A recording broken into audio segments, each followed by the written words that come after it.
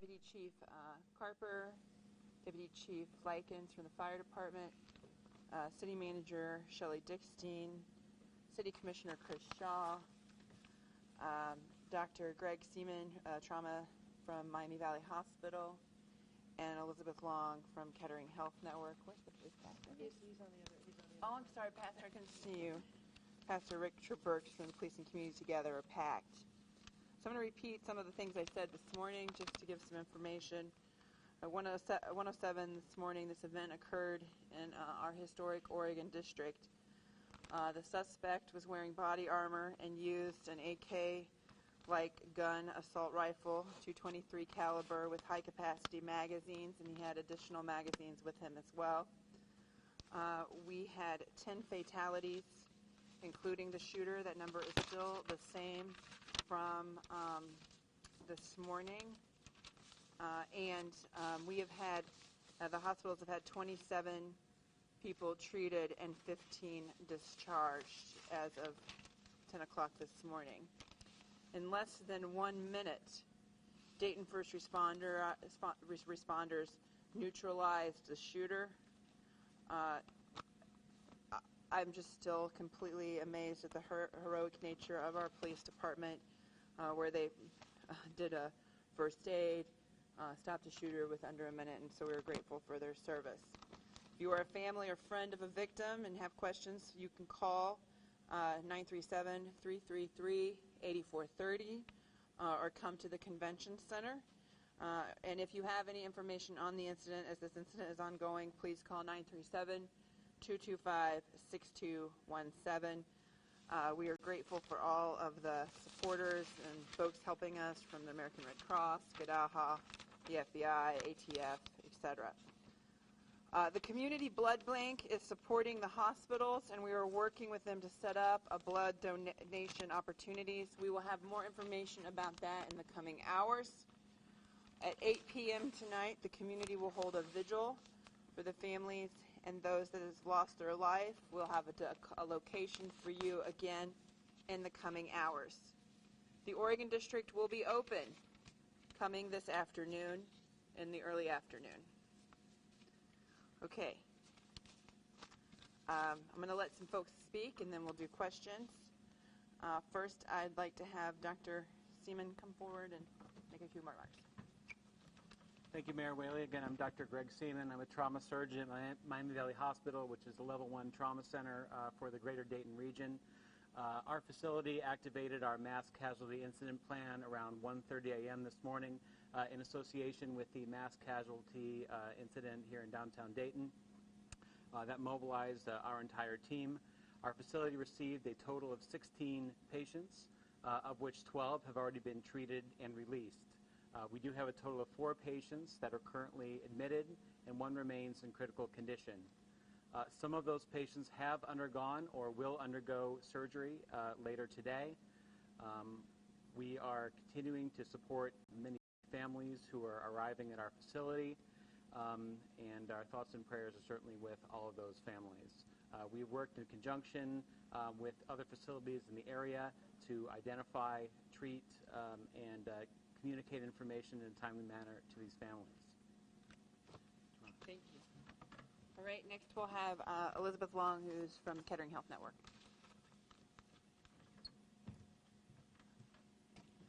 Good morning. Kettering Health Network is a health system with 9 hospitals. We received patients at 3 of our 9 hospitals. Grandview Medical Center, which is in Dayton, received the most. We had 9 people treated. 7 were brought in by squad and 2 walked in. Of those 9 patients, 3 are in serious condition, 3 are in fair condition, and 3 were treated and then discharged. 2 were taken to surgery immediately. 1 person is still being considered for surgery. The injuries ranged from gunshot wounds to the lower extremities to abdominal wounds. 1 person came in for a laceration to a foot that happened during the chaos right after that incident. At Kettering Medical Center, our flagship hospital, one person was brought in and is in serious condition. And at Soin Medical Center, 2 people were brought in and were treated and then released. We want to commend our hospital staff, all the way from our ER physicians and nurses and technicians to the people who came in right away when we called the code yellow, alerting people that that we needed backup. We just want to commend them for the great job they did. Also commending City of Dayton Police and first responders, as we know they're on the first line and they're the first line of treatment for people coming in. So we just wanted to commend them for a job well done. Thank you, Elizabeth. Next, we have an organization that we work with when we have incidents called Police and Community Together, or clergy, I'm sorry, thank you, Police and Clergy Together. Pastor, I'm having a hard time. Your prayers, please. And so we'd like to have Pastor Burks come forward and say a few words about the clergy's perspective. Thank you, Mayor. First, we just want to say, as already been stated, our prayers and thoughts are with all the victims and their families. Second, we do want to just really acknowledge the police department, Dayton Police Department, their quick response. We're very thankful for that, and first responders. On behalf of PACT, we just want to let the community know that we've been here from the start. We've been counseling family members. We have a variety of resources. We are here and we will remain here. So we just want to let you know that this is a community effort, and we're doing everything we can to help out in a situation like this. Thank you, Pastor. Okay, guys, questions? Yes.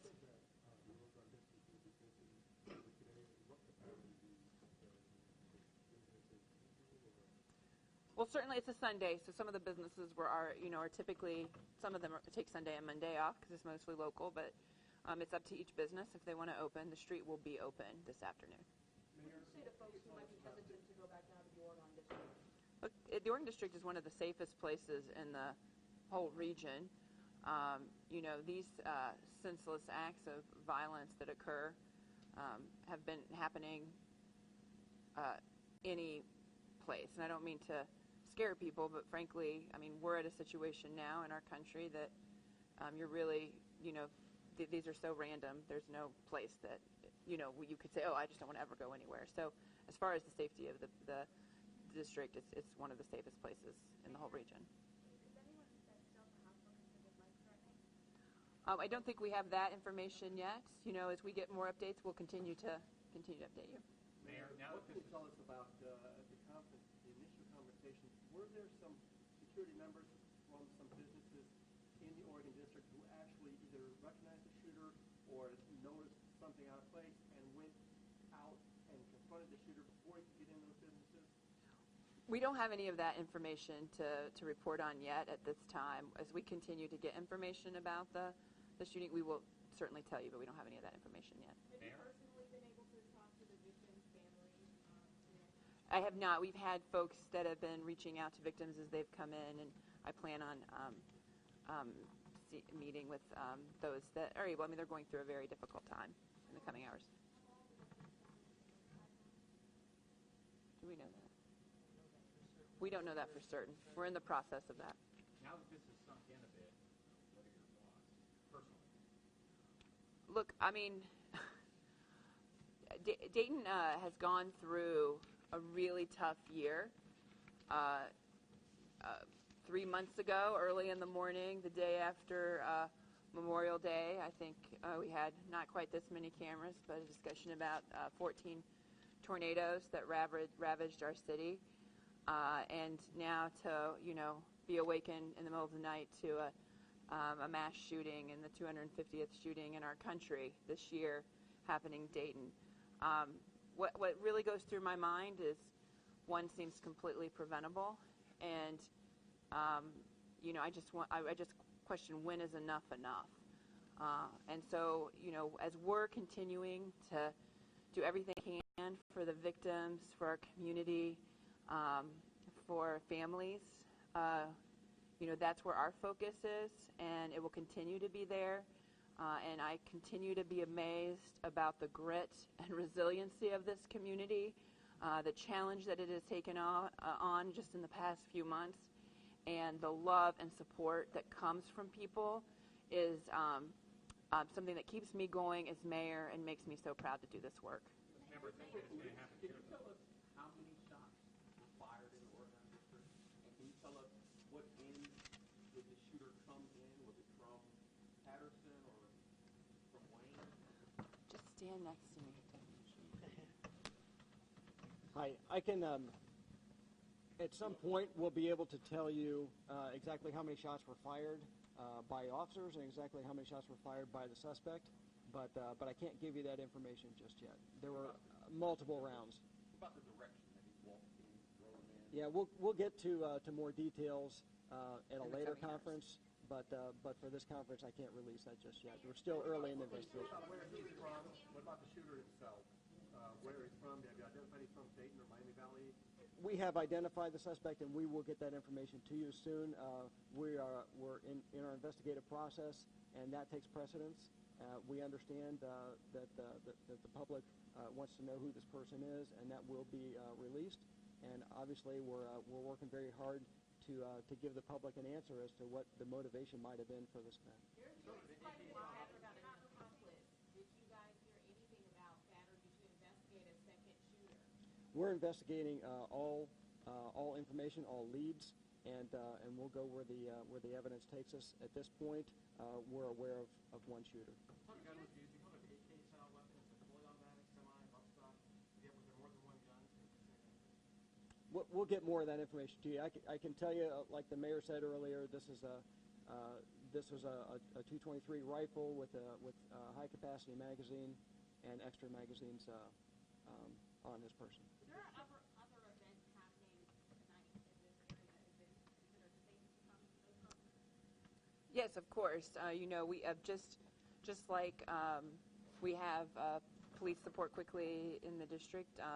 We'll continue to have folks around. And look, we're pleased. We know the community wants to come together. So for this 8 p.m.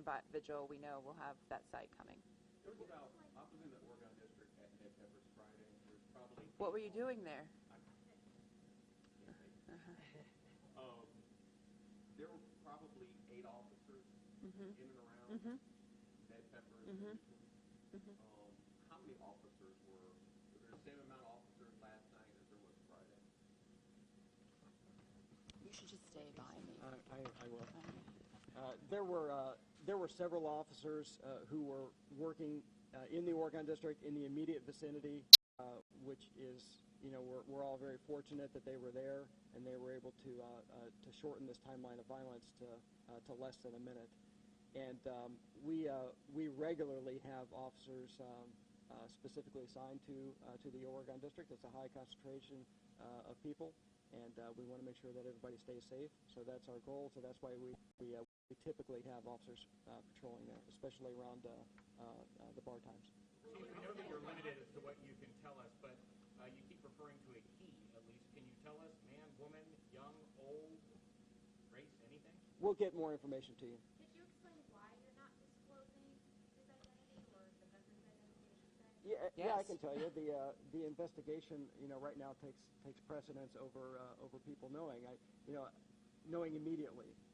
The public will be told who this person is, and it's important for us to try to establish, to try to identify all the evidence and possible motivation in this time, because I think the victims, the families of the victims need to know that. So that's the priority. Have you seen in the last hour and a half any traces of possible hate crime?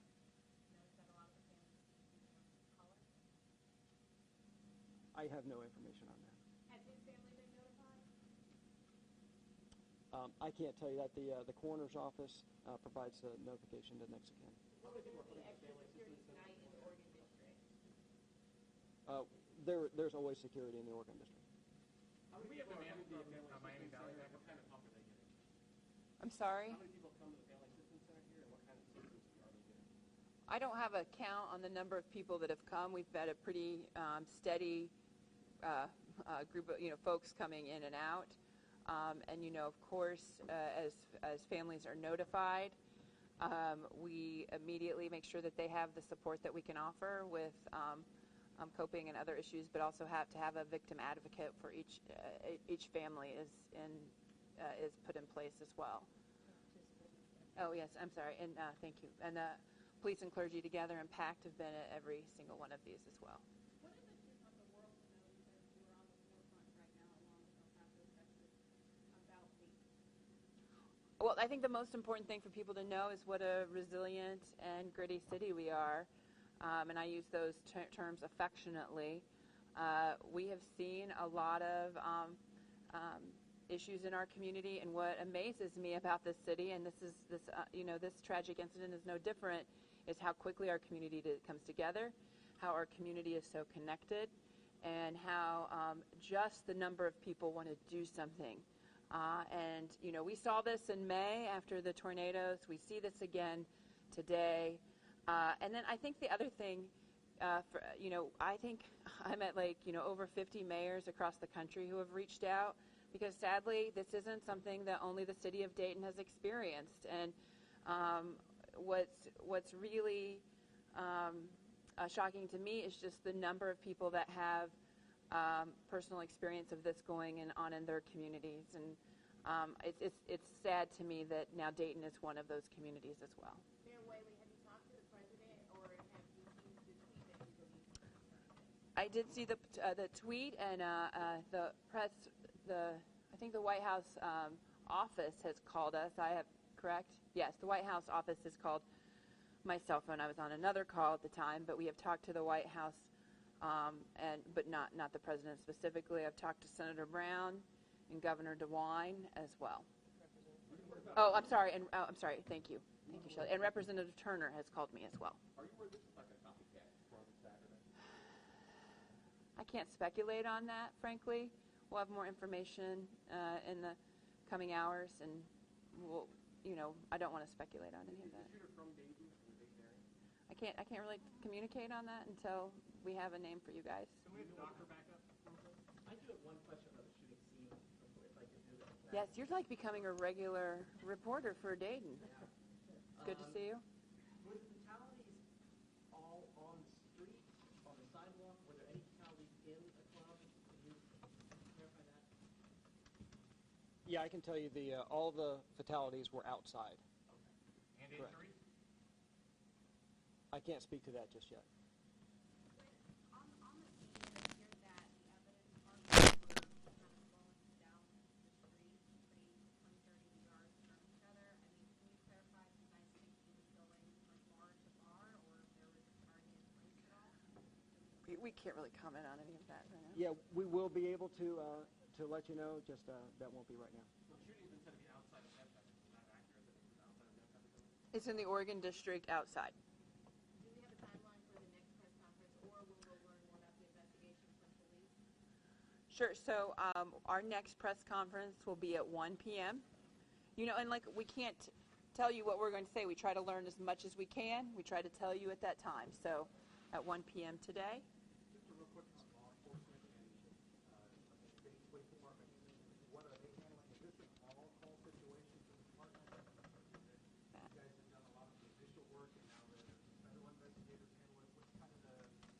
What's kind of how are the tasks being handled now? And forgive me, I didn't catch the first part of that question. I will say this: the Dayton Police Department is conducting the investigation. We've had a lot of assistance from outside resources. FBI has been here from very soon after the incident occurred, and they've assisted with the investigation. So there are a lot of resources that other agencies and organizations have provided, and that will all be included in this investigation. I can also add that after the 1 o'clock, we are confident we'll have a news briefing at 3 o'clock where we can provide a little bit more information as far as the investigation goes. It may not be all the answers just yet, but we'll try to get as many to you as we can. And I did want to thank all of the other agencies who responded. This is a mutual aid event when something like this happens. So we had We had police officers from all surrounding jurisdictions, as well as the fire response, Dayton Fire Department response, and there was a mutual aid request there. So there were medics from a lot of other jurisdictions too. So we appreciate everyone's assistance in this response. Were all of the injured treated for gunshot wounds, or were there other injuries? We can't really talk about that right now, so gave you the numbers about how many were injured and how many have been discharged. If we could have the man up from Miami Valley real quick. Yes. That'd be great. So can you talk about what you were treating at Miami Valley? The person from Kettering was able to talk about what types of injuries they were treating. We treated a combination of gunshot wounds as well as injuries from people who were fleeing the scene. That's all the information I can give you at this time. Can you tell us anything about the gunshot wounds? Multiple gunshot wounds per person, upper body, anything? Some victims did sustain multiple gunshot wounds. That's all the information I can give at this time. Again, for anybody, like most of the victims, relatively black. Black. I can't speak to that. I'm sorry.